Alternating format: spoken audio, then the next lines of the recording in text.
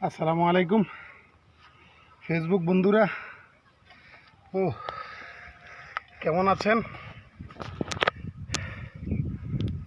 এই গাছ লাগানোর জন্য স্টেপ তৈরি করতেছি।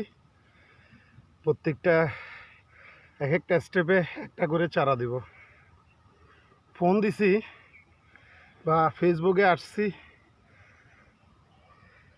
সবাইকে একটা কথা বলার জন্য। কথাটা হচ্ছে, আমি যে পরিশ্রমটা এখন করতেছি তার চেয়েই 10 গুণ পরিশ্রম করে প্রত্যেকটা প্রবাসী। আর সেই প্রবাসীদেরকে বাংলাদেশেও সেই কোনো সম্মান পায় না, বিদেশে তো পায় না। লাস্ট মতে 25-30 বছর প্রবাস জীবন এত কষ্ট করার ফলে তার ফ্যামিলিতে এসেও সে শান্তি পায় না, তাকে ধিক্কার দেয়।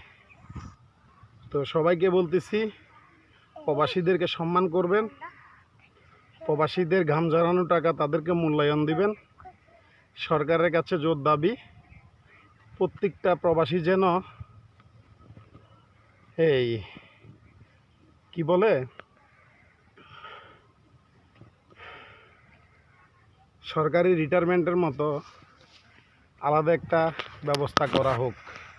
কারণ প্রবাসীদের রেমিটেন্সের টাকায় আমাদের বাংলাদেশ এত সুন্দর।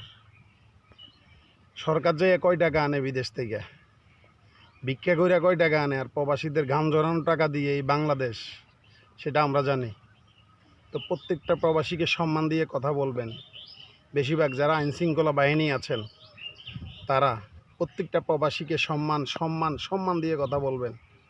কারণ মুক্তিযোদ্ধারা 71 সালে যুদ্ধ করছে দেশ রক্ষা করার জন্য, আর প্রবাসীরা প্রবাসে কষ্ট করতেছে দেশকে সুন্দরভাবে গঠন করার জন্য। তা প্রবাসীরা মুক্তিযোদ্ধার চেয়ে কম না।